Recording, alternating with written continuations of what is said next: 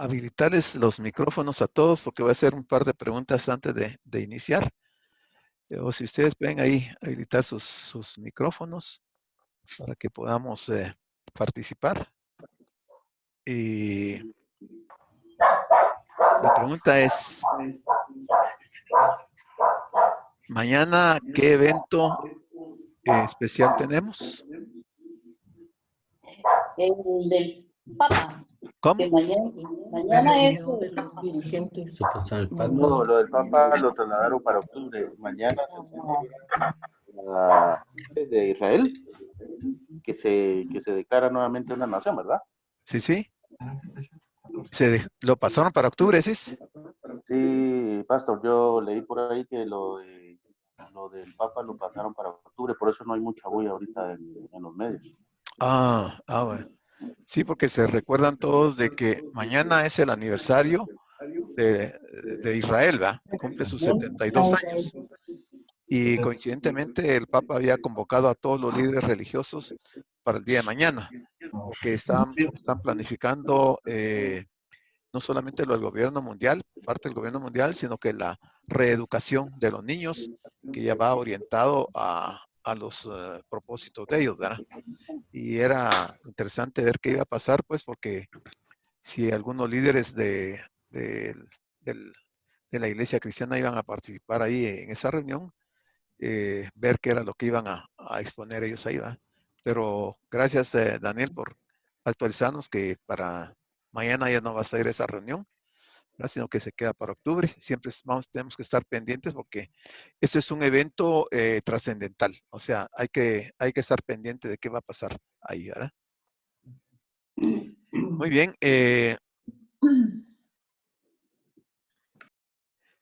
Vamos a empezar entonces con nuestro estudio de Amós. ¿Alguien leyó el libro de Amós? ¿Capítulo 1? ¿No?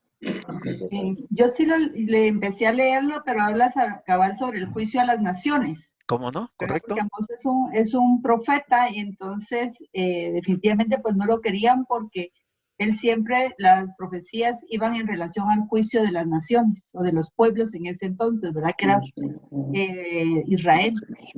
Correcto. Y si se dan cuenta, bueno, lo vamos a ver, es que ese juicio es de todas las naciones que están alrededor de Israel y Dios los iba a juzgar por el daño que le habían causado y le estaban causando a Israel, ¿verdad?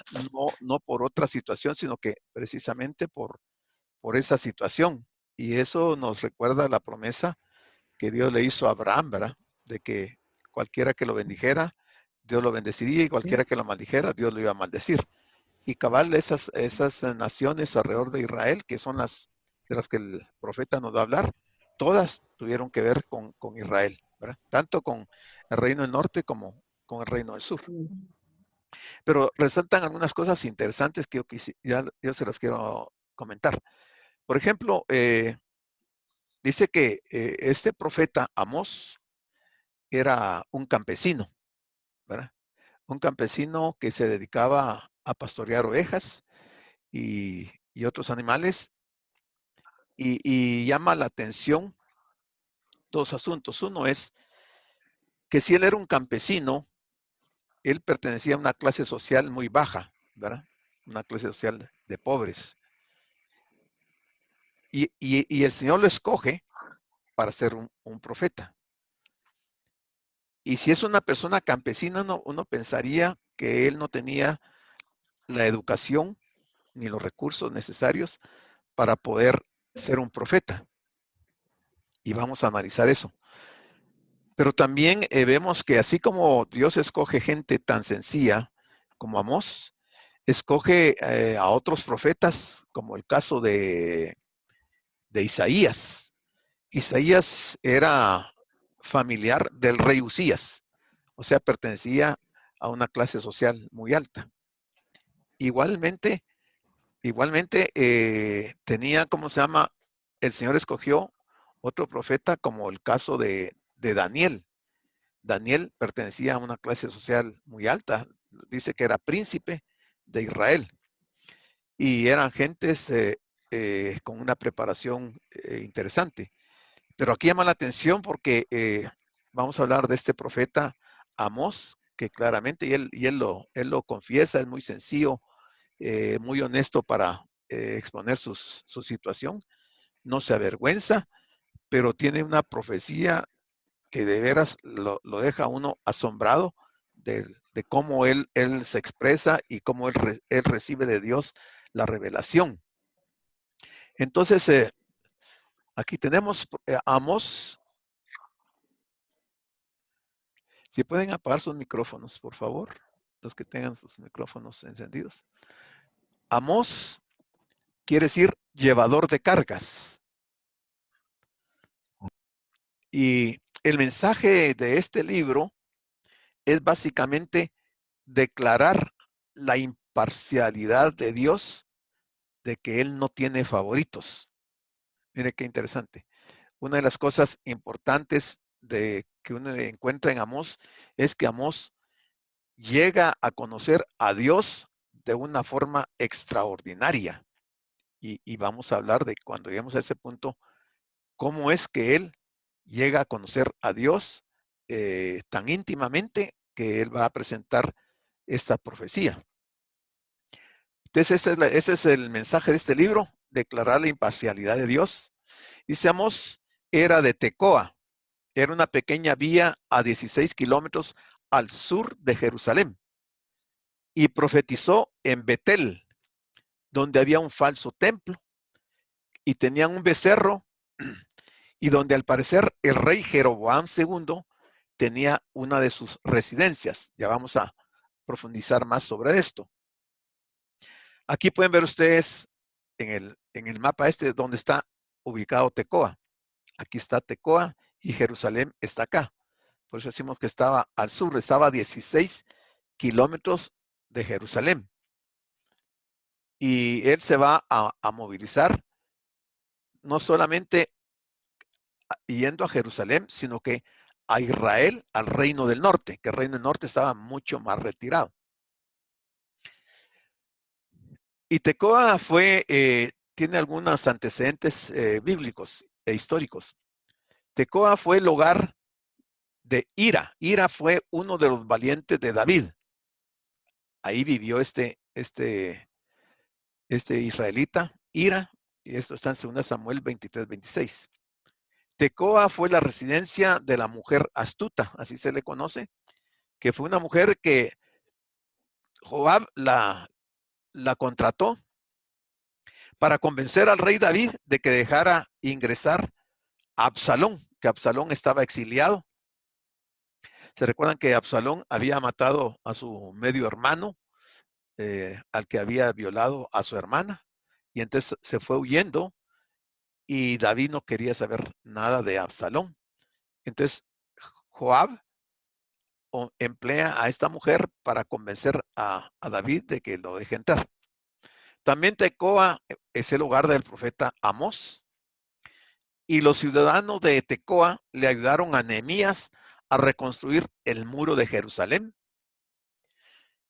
En cambio, dice, los nobles de esa ciudad no lo quisieron hacer, según Nehemías 3:5-27. Eso es para ir dando algunas referencias importantes de este lugar de Tecoa, ya que este profeta ahí vivía. Y aquí está parte de lo que hablamos. Él no era de descendencia sacerdotal y no era noble. Era, digamos, un plebeyo, era un pobre y no pertenecía ni a la clase sacerdotal ni a la clase de la nobleza, sino que trabajaba como uno de los pastores y un recolector de higos silvestres. Era un contemporáneo de Jonás, de Isaías también. En ese tiempo reinaba Usías en Judá y Jeroboam II era rey de Israel. Y fíjense que llama la atención también de que si él era un pastor, recordemos que los pastores de ovejas en aquel tiempo no era una actividad muy bien vista, ¿verdad? Pero también Dios usó a David, que era un pastor, ¿verdad? Un campesino que estaba en las montañas cuidando ovejas. Y aquí también tenemos a este profeta que era un campesino, ¿verdad? O sea, cómo Dios usa gente que quizás si uno lo analizara, no tendría razón de ser. Y cómo Dios hace algo interesante en las personas. Amós fue un profeta de Judea llamado a entregar un mensaje a las tribus del norte de Israel. Judea era ¿cómo se llama? Era el reino del sur. Pero él dice que va a recibir un mensaje para las tribus del norte o reino del norte que comprende Israel. Amós se dirige a 4 pecados primordiales que él determina en los cuales estaban involucrados los israelitas. El primer pecado que él va a abordar y lo va a señalar claramente es que existe una ausencia de adoración verdadera. No que no tuvieran adoración. Tenían adoración, pero no era una adoración verdadera. Y vamos a ver cuando lleguemos a ese punto. También va a señalar una falta de justicia en el reino del norte. Y también el reino del sur ya estaba contaminado con esto. En tercer lugar, uno de los pecados que va a mencionar este profeta de Israel es la falta de búsqueda del Señor. Falta de búsqueda del Señor. Y cuarto, el rechazo al mensaje profético. Israel rechazaba el mensaje profético. Son 4 temas bien importantes y muy interesantes para la vida de un creyente. Y eso era lo que estaba viendo Amós en el pueblo de Israel. Se dice, la apostasía de Israel era evidenciada por no buscar al Señor con el corazón y por el rechazo continuo y deliberado del mensaje profético de Amós, lo que provocaría el juicio divino de Dios. Mire la consecuencia del rechazo profético, o sea, decir, menospreciar la palabra de Dios, sería en otras palabras, en el caso de Israel, en este libro de Amós, lo que va a provocar es el juicio divino de Dios. Dice, no obstante, debido a su pacto, el Señor no abandonará a Israel en su totalidad, sino que traerá restauración futura al remanente, solo al remanente. Eso lo vamos a ver en Amós 9, del 7 al 15. Entonces, nos podríamos preguntar, ¿es Amós, el libro de Amós, un libro antiguo para gente antigua? Estudiar a los profetas no suele despertar gran interés en los cristianos. Vea, estudiar a los profetas no suele despertar gran interés en los cristianos. ¿Por qué? Bueno, aquí hay 3 respuestas. Son palabras antiguas dirigidas a un pueblo antiguo y por tanto desconectadas de nuestra realidad. Podría ser una pregunta de ese por qué. Porque contienen muchos anuncios de juicio, además en términos muy duros, y esto trae desasosiego. Es por eso que los cristianos no tienen interés en estudiar los profetas. Tercero, porque tienen un vocabulario denso y si tienen anuncios proféticos, el esfuerzo para entenderlos debe multiplicarse. O sea, es difícil estudiar a los profetas y por eso no se les da atención. Es probable, porque este libro de Amós, igual que los otros que hemos visto, realmente no es fácil entenderlo. O sea, hay que profundizar mucho, hay que estudiar, hay que compenetrarse de lo que están diciendo los profetas para entender lo que están diciendo. Y al final, una pregunta, ¿quién tiene tiempo para todo esto? Bueno, alguien dirá, yo no tengo tiempo para estar estudiando los profetas, y si es tan difícil y tienen un vocabulario que que cuesta mucho entenderlo, mejor no lo estudio. Pero vamos a ver. Sin embargo, dice, con esta actitud, y esto que diremos es solo una ilustración de esta equivocación. Estamos obviando dos grandes verdades respecto al carácter de Dios. Si nosotros no conocemos la persona y el carácter de Dios, estamos navegando sin brújula. Que son muy necesarias conocer estas verdades en los tiempos en que estamos. ¿Cuáles son esas verdades? Su santidad y por tanto su aborrecimiento de la maldad y disposición para juzgarla. Esto puede uno entender esas verdades al estudiar a los profetas. Otra verdad es conocer su misericordia y su disposición a perdonar y restaurar al que reconoce su pecado y su necesidad. O sea, todo esto nos enseñan los libros proféticos, ¿verdad? Si uno los estudia como corresponde. Volviendo al caso que nos ocupa. ¿De verdad creemos que Amós es un profeta de palabras antiguas para gente de otra época y sin trascendencia en el siglo XXI? La respuesta es que no es así, ¿verdad? Sí es para el siglo XXI. Entonces, veamos estas observaciones.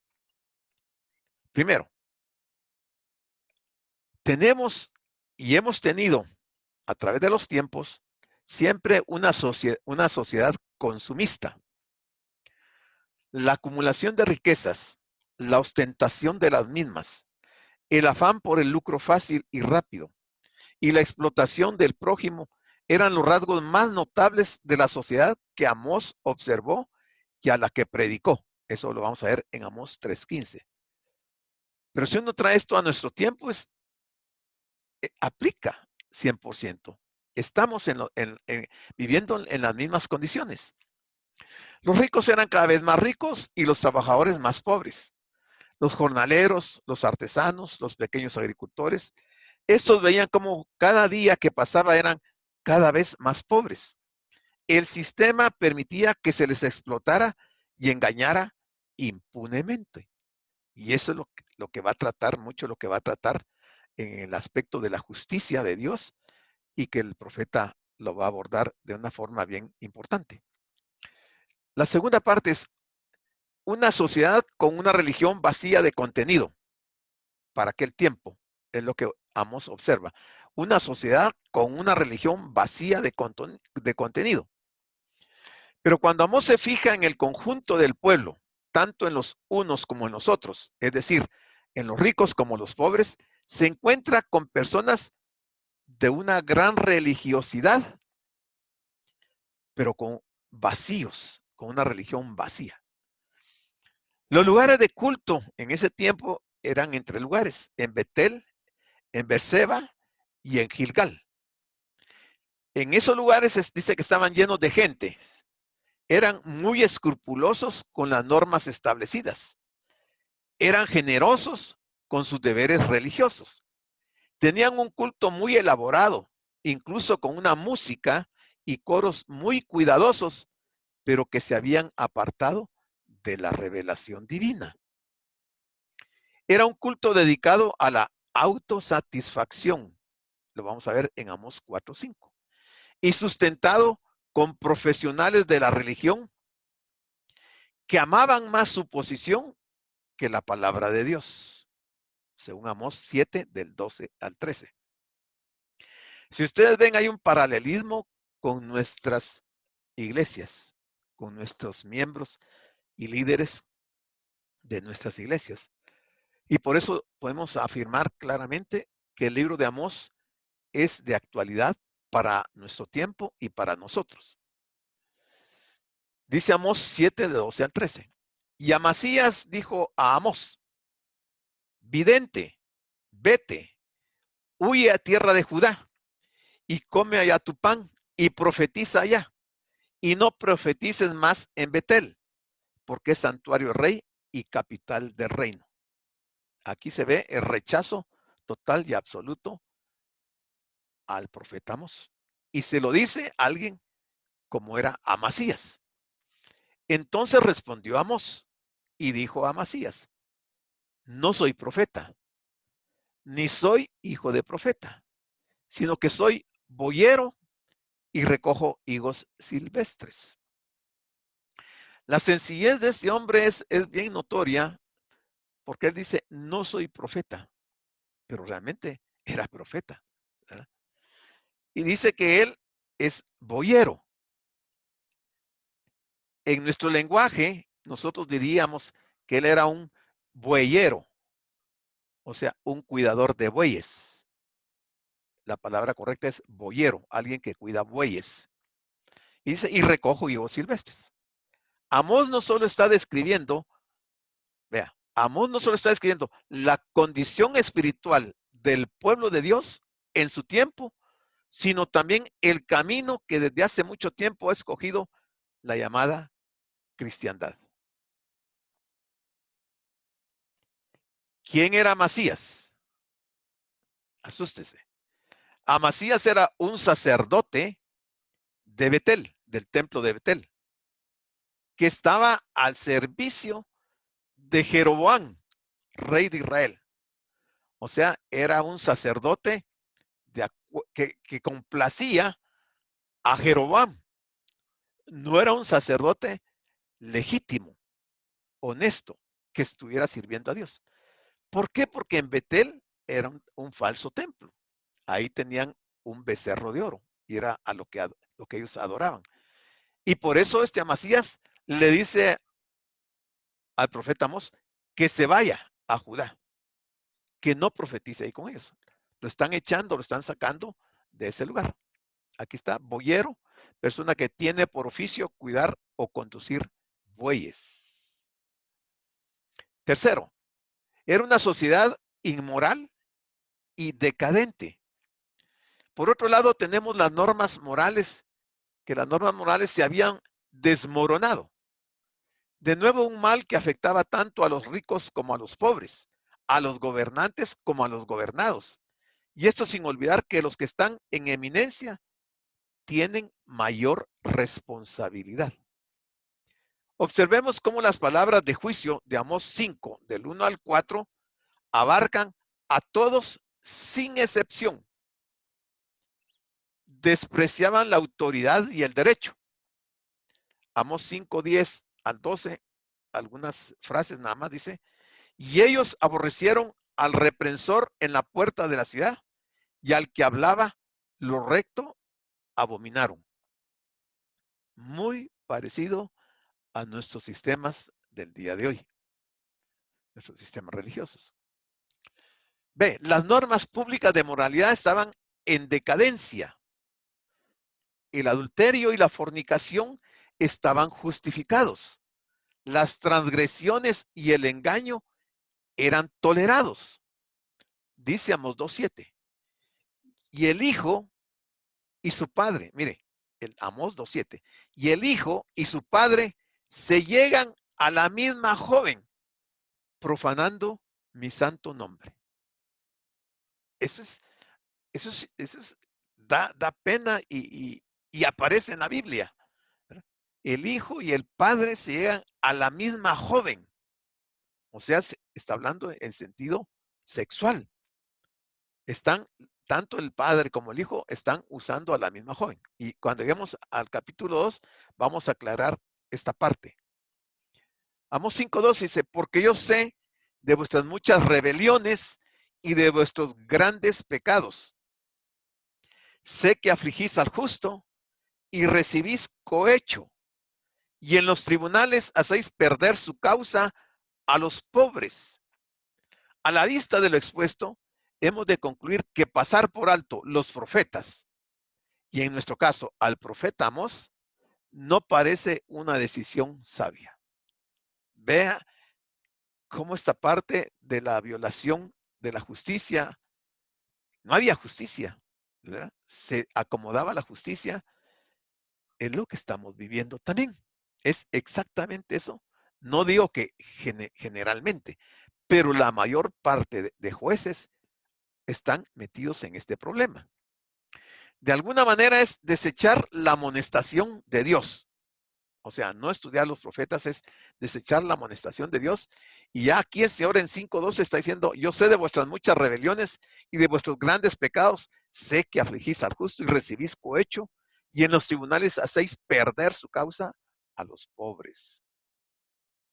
Amós era realmente un agricultor, un campesino rudo. En Betel tenían una escuela de profetas. Amós nunca asistió a ella, pero era un hombre con una gran preparación bíblica, pero era un campesino.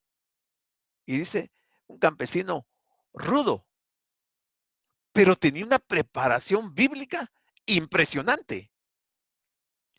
Dice, conocía a su Dios, conocía de su grandeza, conocía de su santidad, conocía de su justicia y su misericordia. Hermanos, a mí, cuando yo leí esto, me quedé asombrado. Porque si nos ubicamos en nuestro medio y vamos al interior de la República, a una de esas aldeas, y vemos a un hombre campesino de ese lugar, nosotros diríamos, bueno, un campesino es una persona que no tiene educación, no ha asistido a veces a las escuelas, a los institutos, menos a las universidades. Y en el campo religioso, él nunca fue a una escuela de profetas. Entonces, ¿cómo él conocía a Dios de tal manera que sabía de su grandeza, su santidad, su justicia y su misericordia? Entonces la pregunta es, ¿y cómo aprendió todo esto? Mire, la respuesta es sencilla. Asistiendo regularmente a los servicios del templo, ofreciendo sacrificios de manera voluntaria, oyendo atentamente la lectura de los libros sagrados. Para él no eran problemas los 16 kilómetros de distancia para asistir al templo. Buscaba a Dios en la intimidad, oraba constantemente y buscaba su presencia. Un campesino rudo, un campesino que nosotros creo que si nos quisiéramos comparar con él, no le llegamos a los tobillos por el conocimiento de la palabra y su relación con Dios.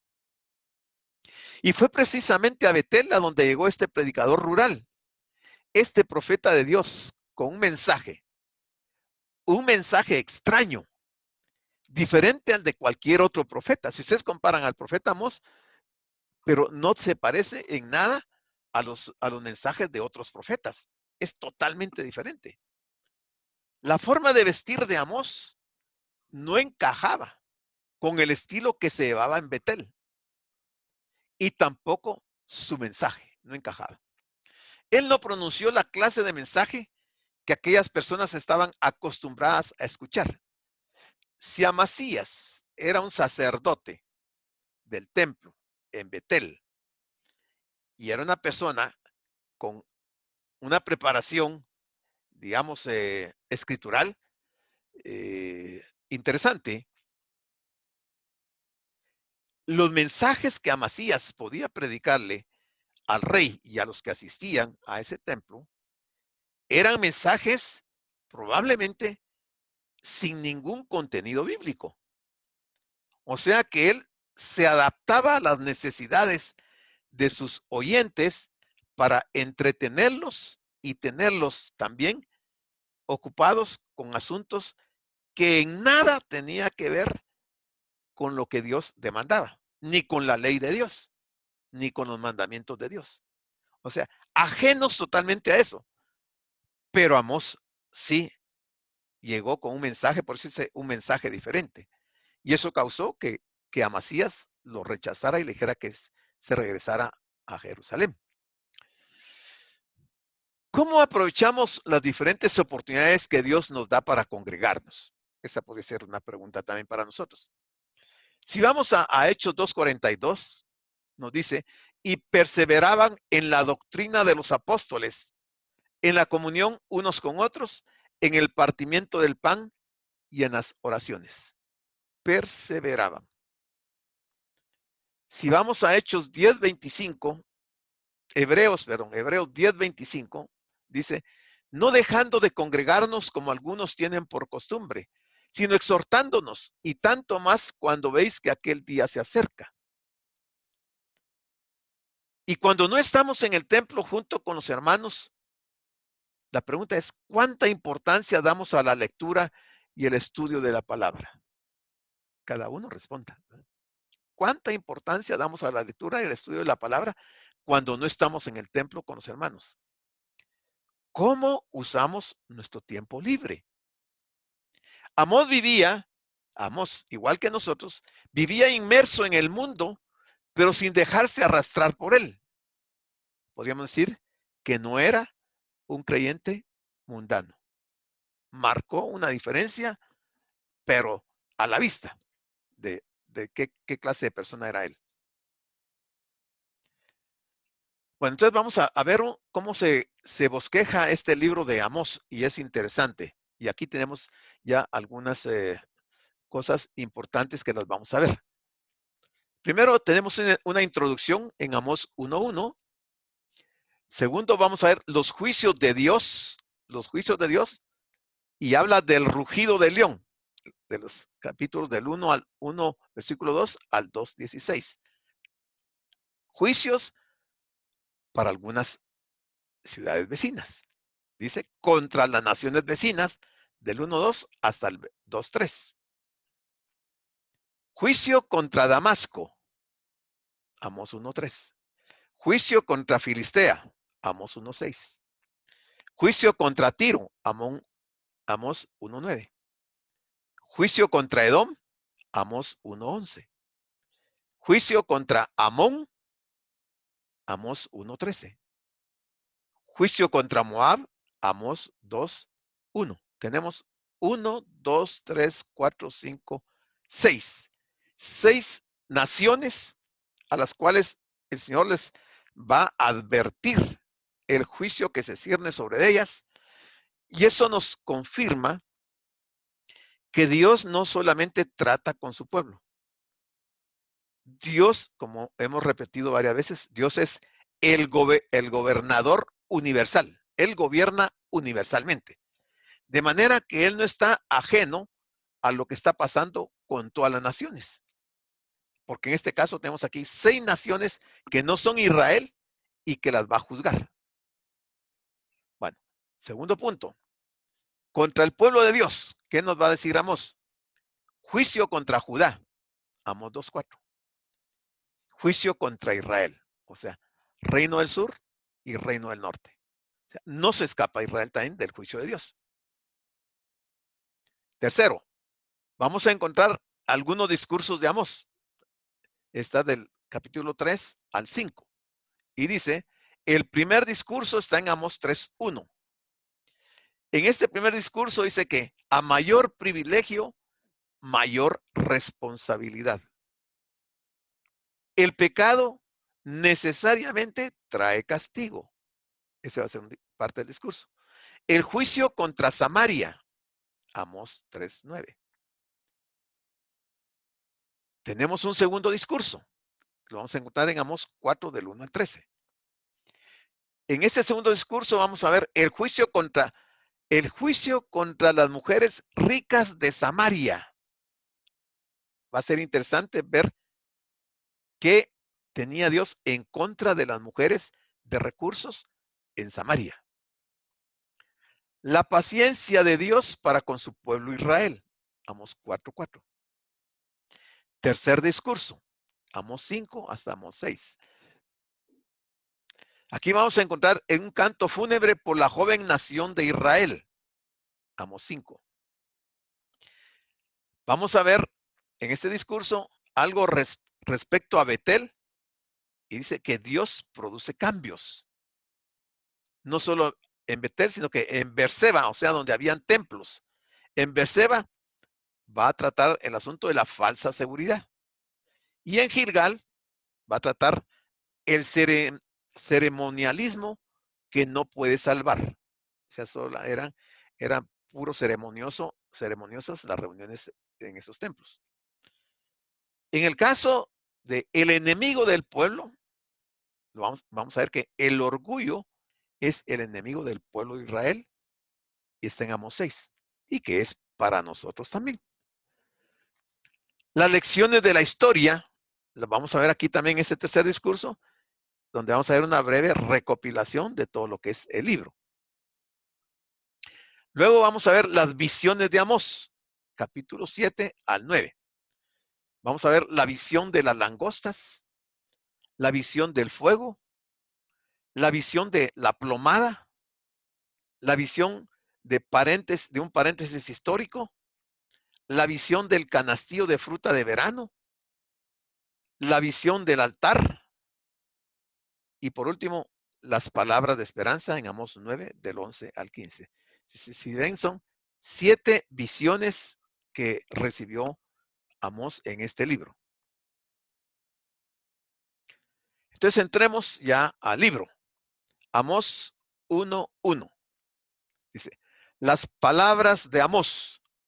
Aquí las palabras debemos de entender la profecía, porque a eso se está refiriendo, la profecía de Amós. Pero él pone las palabras de Amós, que fue uno de los pastores de Tecoa, que profetizó acerca de Israel en días de Usías, rey de Judá, y en días de Jeroboam, hijo de Joás, rey de Israel, 2 años antes del terremoto.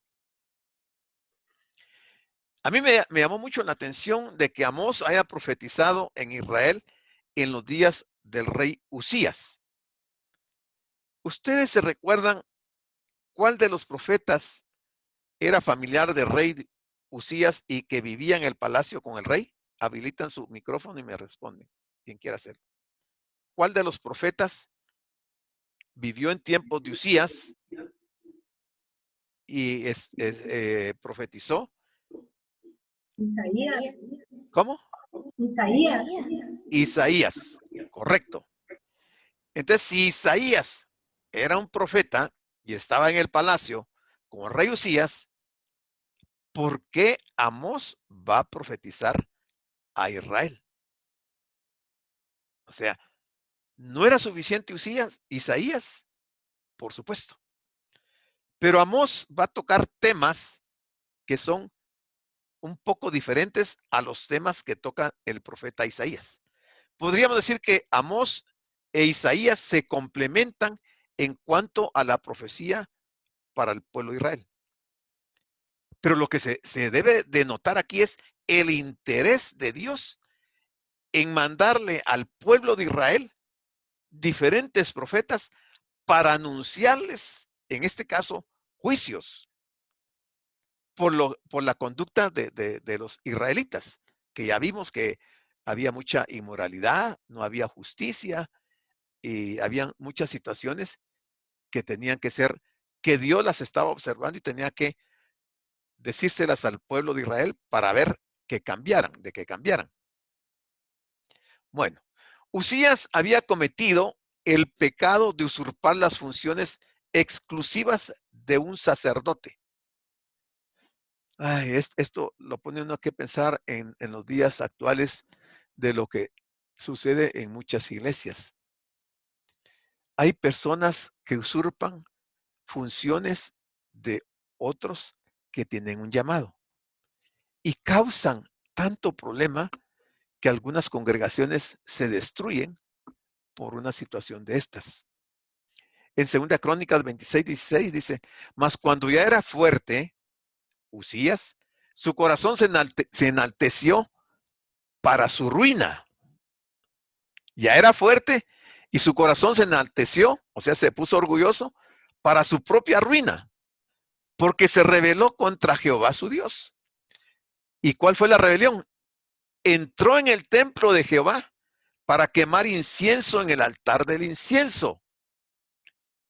Por esos días dice que se dio un terremoto en el año 760 a.C. Pero cuando Usías entra al templo y que uno de los sacerdotes le hace ver que no era su función quemar incienso, Usías se enojó tanto, se llenó de ira.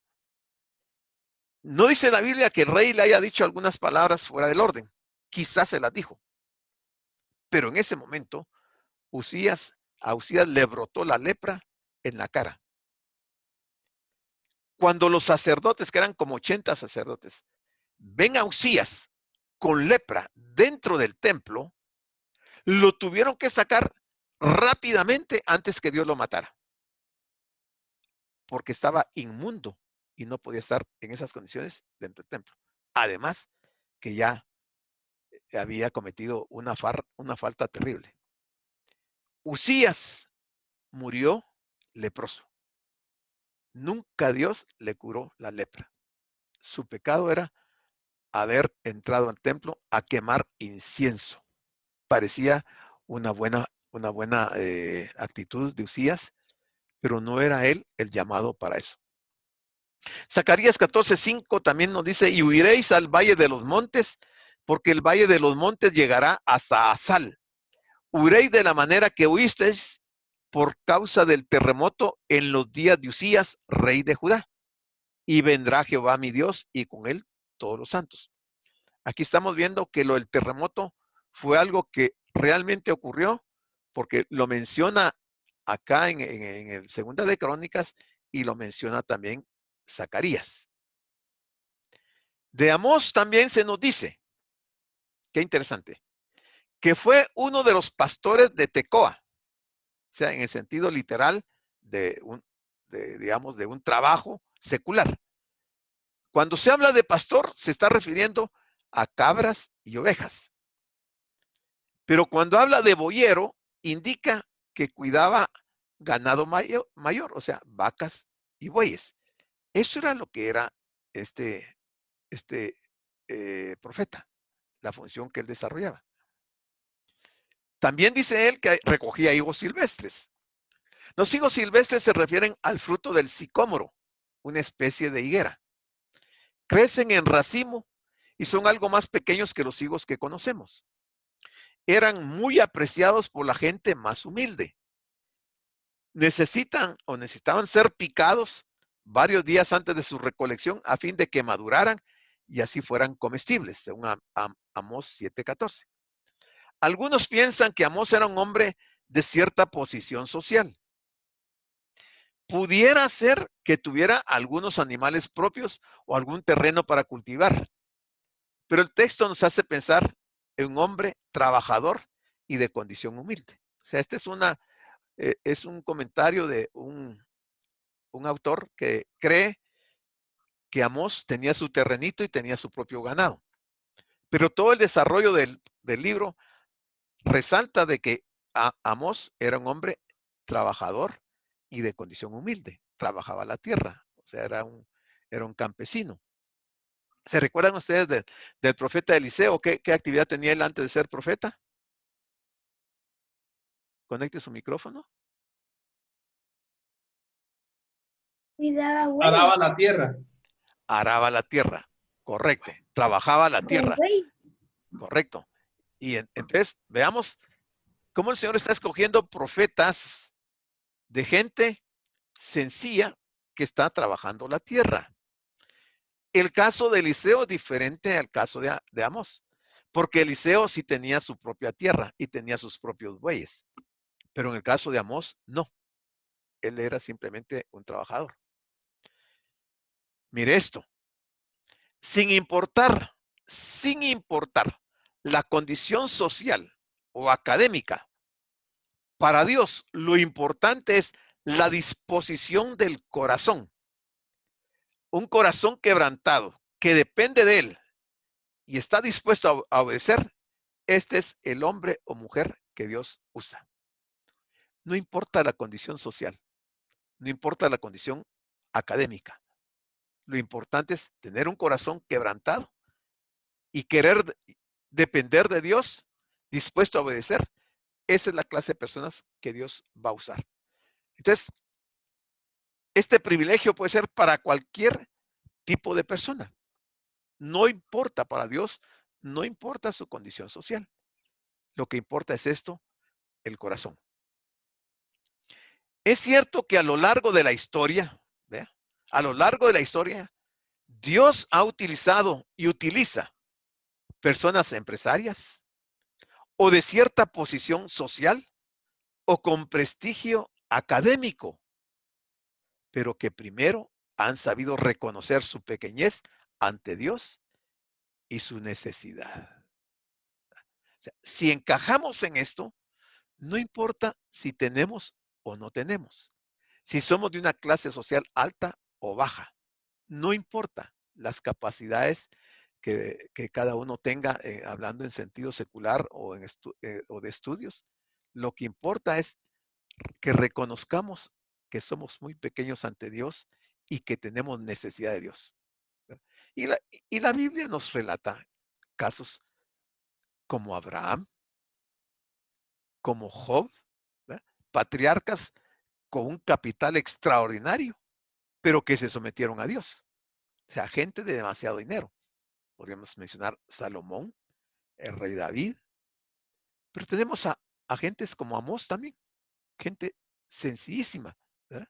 Y que el Señor la usa. Al norte habían 10 tribus gobernadas por Jeroboam primero y con capital primero en Siquén y después en Samaria. Normalmente nos referimos a ellos como Israel, la tribu del norte, el reino del norte. Al sur 2 tribus, Benjamín y Judá. Esas son las 2 tribus. Gobernadas por Roboán. Roboán, recuérdense que era el hijo de ¿cómo se llama? De Salomón. Cuando Salomón muere, su hijo Roboán se queda al frente. Y ahí surge el reino del sur. Hijo de Salomón y con capital en Jerusalén. Normalmente nos referimos a ellos como Judá. Amós empieza su ministerio unos 170 años después de esta división del reino del norte y reino del sur. El rey en Israel, al norte, se llamaba Jeroboam II. Y el de Judá, en el sur, en ese momento del profeta, se llamaba Usías. Por tanto, estamos hablando aproximadamente del año 760 a.C. El ministerio de Amós coincidió con una época de paz y prosperidad para ambos reinos, especialmente para Israel, el reino del norte. Quizás por estar en paz, se acomodaron, se relajaron y empezaron a cometer toda la serie de pecados que Amós les va a señalar. En tiempo de Amós, había 2 centros de adoración principales en Israel. Uno al norte, en Dan.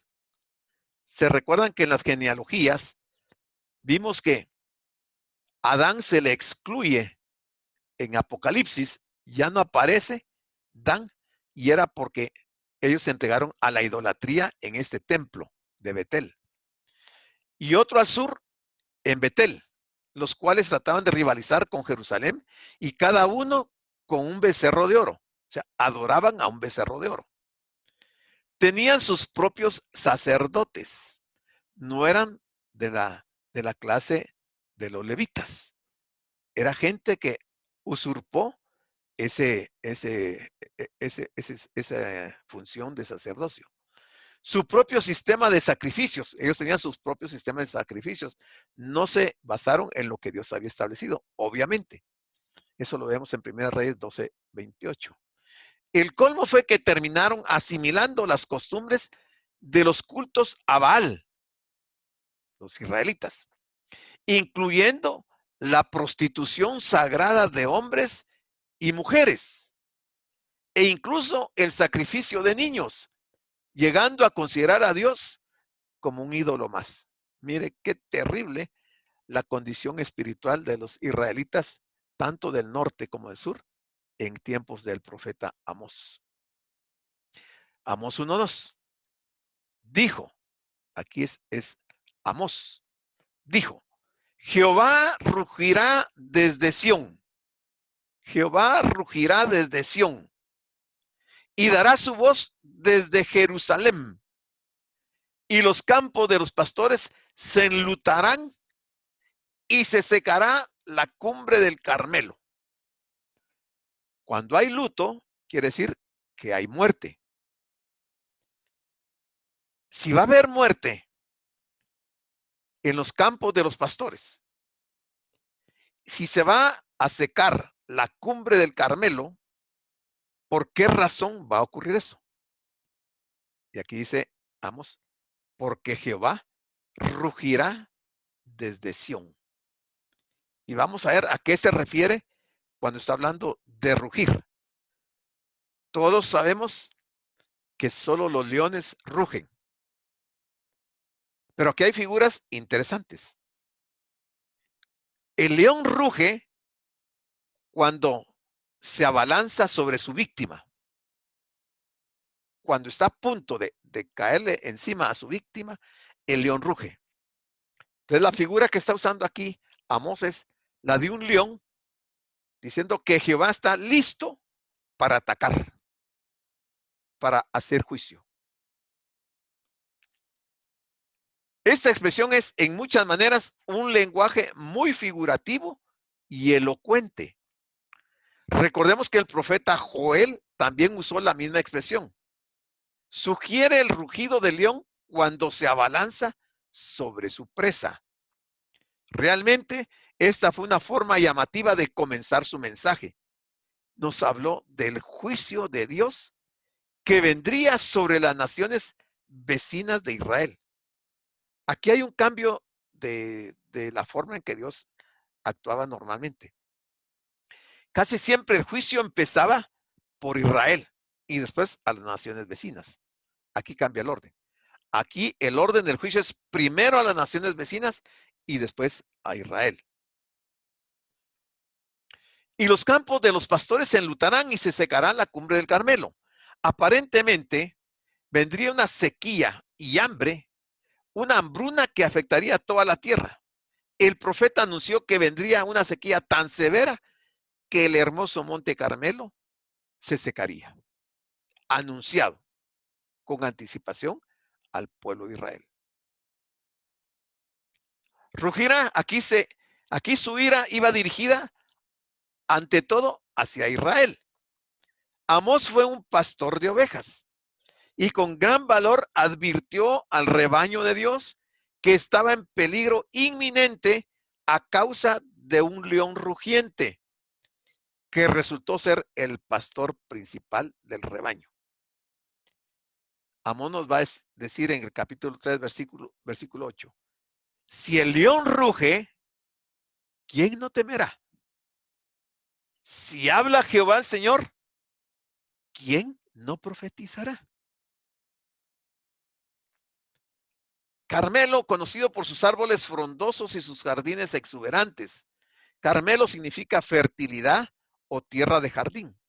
Y se refiere a la cordillera que va de este a oeste, al norte de Israel, hasta adentrarse en el mar Mediterráneo. O sea, era una región muy importante dentro de la economía de Israel. Dice el versículo número 3. Así ha dicho Jehová. 2 puntos. Y aquí empieza la parte delicada. Por 3 pecados de Damasco. El primer país del juicio iba a ser Damasco. Por 3 pecados de Damasco. Y por el 4, no revocaré su castigo. Por el 4, no revocaré su castigo. ¿Por qué Dios no va a revocar el castigo sobre Damasco? Porque trillaron a Galaad con trillos de hierro. Trillaron a Galaad con trillos de hierro. ¿Quiénes? Los de Damasco. Damasco es Siria.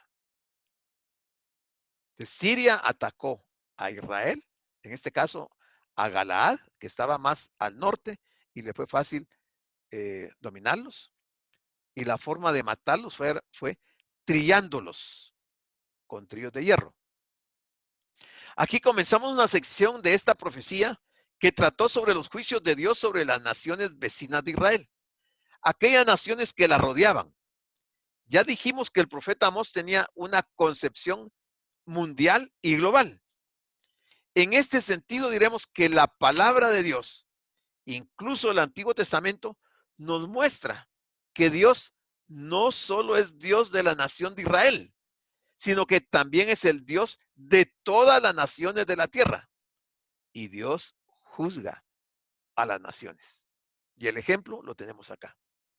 O sea, las naciones que digan ser islámicas o que son de cualquier otra religión, no van a escapar al juicio de Dios. Definitivamente. Todas caerán bajo el juicio de Dios y van a sufrir lo indecible. Aunque en esta época de la gracia de Dios tiene un gran propósito, que es el de llamar a un pueblo que se reúna alrededor de su nombre, ello no significa que Él sea desentendido de los asuntos de este mundo, porque no es así.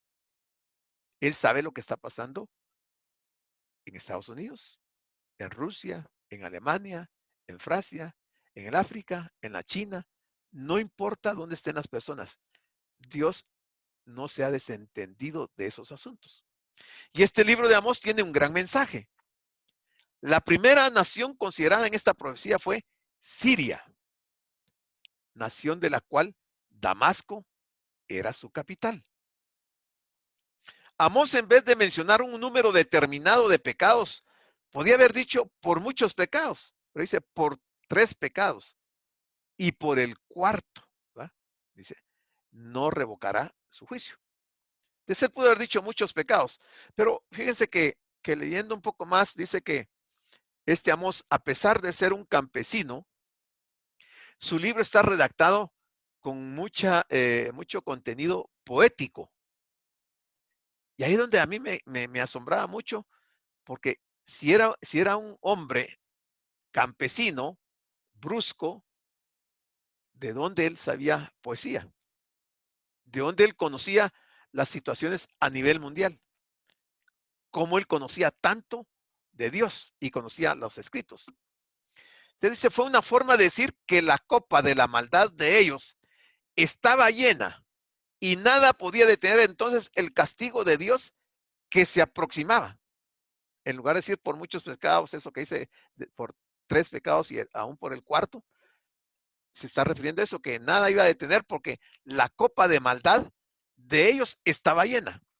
Y el cuarto pecado, en forma figurativa, era el que había hecho rebalsar la copa de la ira de Dios, del juicio de Dios. La copa de iniquidad se había llenado con 3 pecados y con 4 pecados rebosó, por lo cual Dios iba a actuar. Entonces, cuando dice trillaron a Galaad con tríos de hierro, esta fue una atrocidad que Siria había cometido, por la cual iba a ser juzgada. Estos instrumentos para trillar eran agudos y de hierro, y se usaban para quebrantar la mies tendida en la era y separar el grano de la paja. Se creyó que con tales instrumentos, ellos, o sea, los de Damasco, los sirios, desgarraron los cuerpos de los habitantes de Galaad. O sea, los molieron, literalmente. En tiempos modernos, esta es una trilladora. Lleva, mire, las cuchillas y va dando vuelta y va cortando el trigo y lo desgrana. Años más atrás, esta era una trilladora. Yo traté de buscar como una trilladora de aquel tiempo, pero no la encontré. Pero era una maquinaria de hierro en donde metían todo el trigo y agarraba los puños de trigo y los trillaba, los molía y le sacaba la semilla, que era el grano. Pero eso hizo Damasco con los judíos. Los metió a la trilladora y los trituró. ¿Qué quiso decir Amós con Galaad? Galaad estaba situada a la orilla occidental del río Jordán. Siria estaba situada justamente al norte y descendió contra ellos. Incluso en nuestra época persisten la tensión entre Siria e Israel a causa de las alturas del Golán. Quizás ustedes han oído estas noticias, que corresponden a la antigua tierra de Galaad.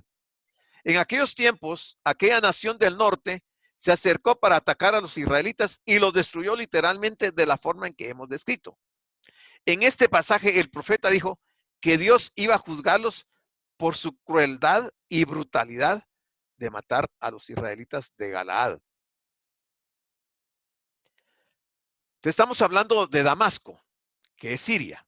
Es el versículo 4, dice, hablando Dios siempre del juicio, prenderé fuego a la casa de Hazael y consumirá los palacios de Ben-Hadad. Aquí vamos a tener que ver un poquito de historia para entender este versículo, si no, no lo vamos a entender.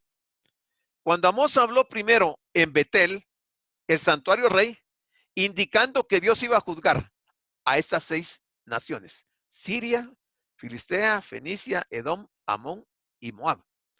Cuando él habló de eso, todos llenaron el santuario de rey. El profeta en realidad estaba reuniendo a gran cantidad de gente a su alrededor, porque a ellos les gustaba oír su predicación en cuanto a los pecados de los habitantes de Moab, porque de esa manera el profeta no estaba hablando de sus pecados como israelitas. Entonces, a Israel le gustaba que el profeta hablara de juicios a otras naciones, pero no de ellos. Ben-Hadad, al parecer, el nombre de un trono que significa hijo del dios Hadad. Ben-Hadad II fue hijo del rey sirio Hazael, y contra él se está dirigiendo el juicio, contra Hazael. Aquí se anunció que el fuego caería sobre el rey Hazael y los palacios de Ben-Hadad. Se afirmó que en la ciudad más antigua del mundo, que era la ciudad más antigua del mundo, pero en realidad su ubicación se ha ido desplazando de un lugar a otro por esa área. En varias ocasiones ha sido arrasada por el fuego y la destrucción aquí citada ocurrió en una de esas ocasiones.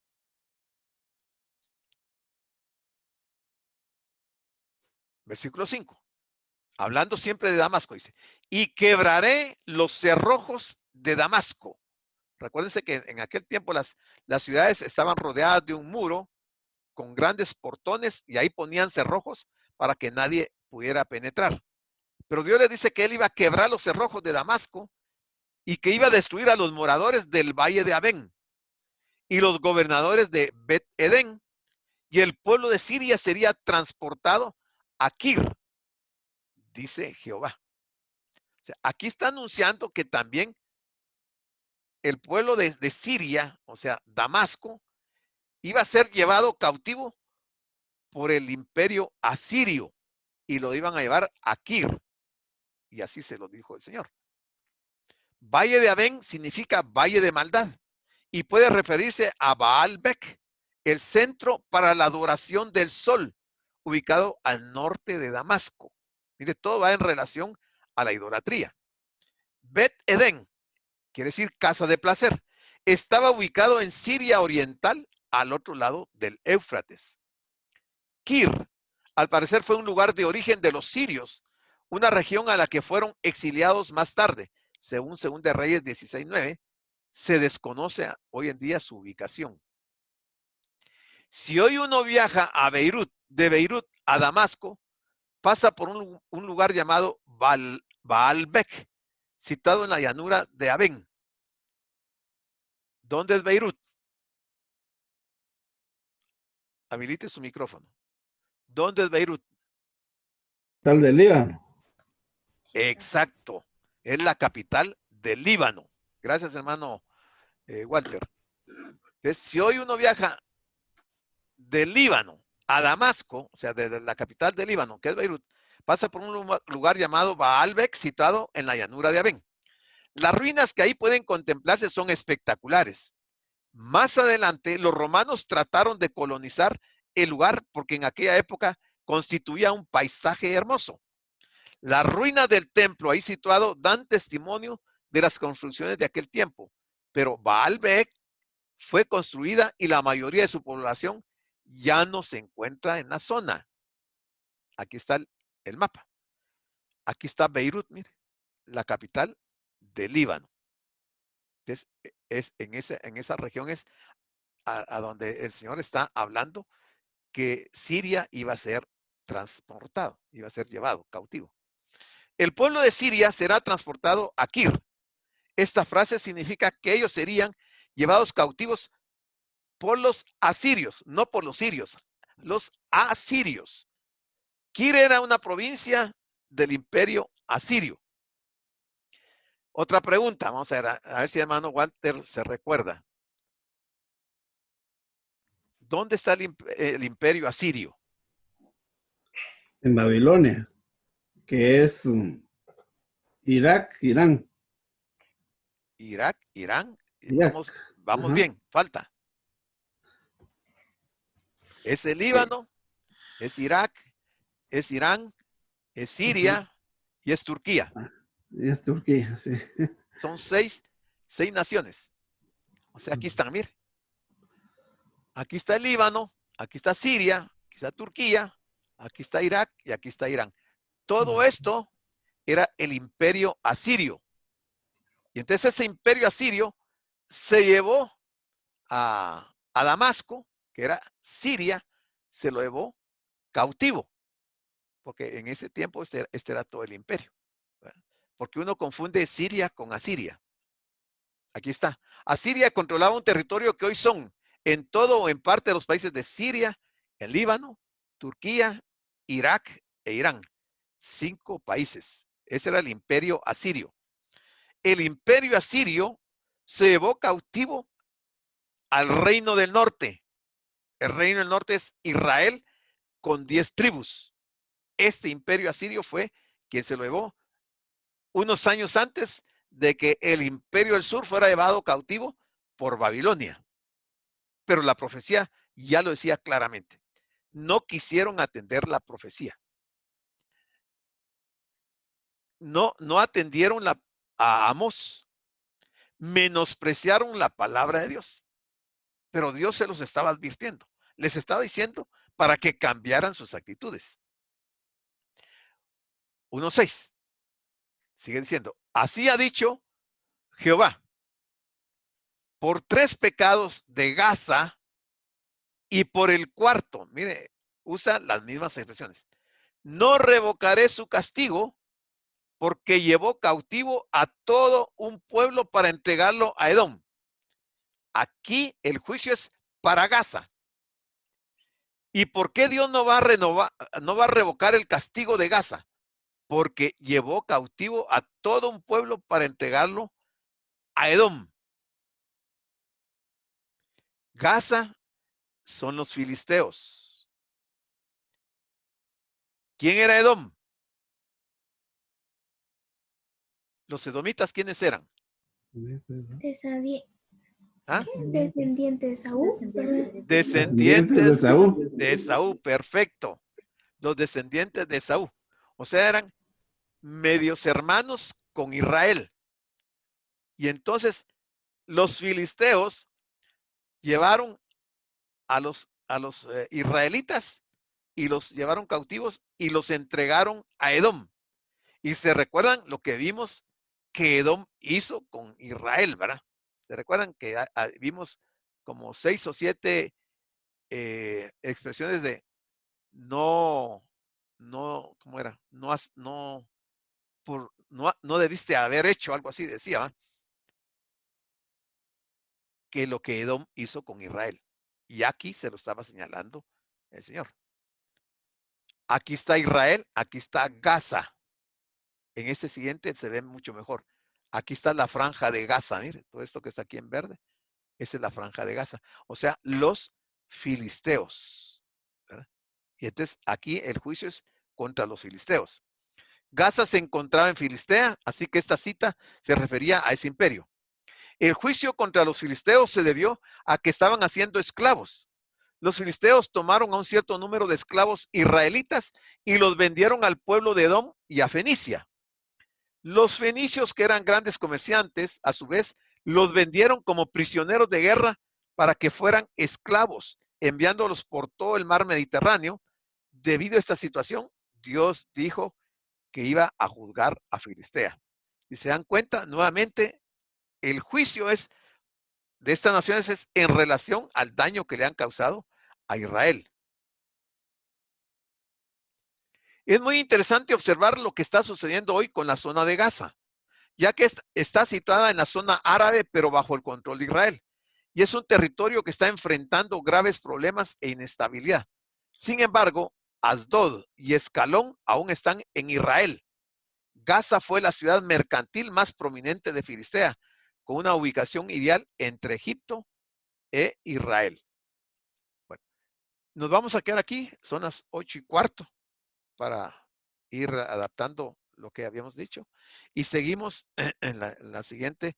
Quizás seguimos el viernes, porque vamos a ver algo aquí interesante de Asdod y de Ascalón en la historia de Israel, cómo es tan importante y qué relación tienen con este juicio que Dios está haciendo con los filisteos. Habilitamos los micrófonos y preguntas o aportes, comentarios que quieran hacer en este momento de lo que vimos. Nos quedamos en el versículo 6, ¿va?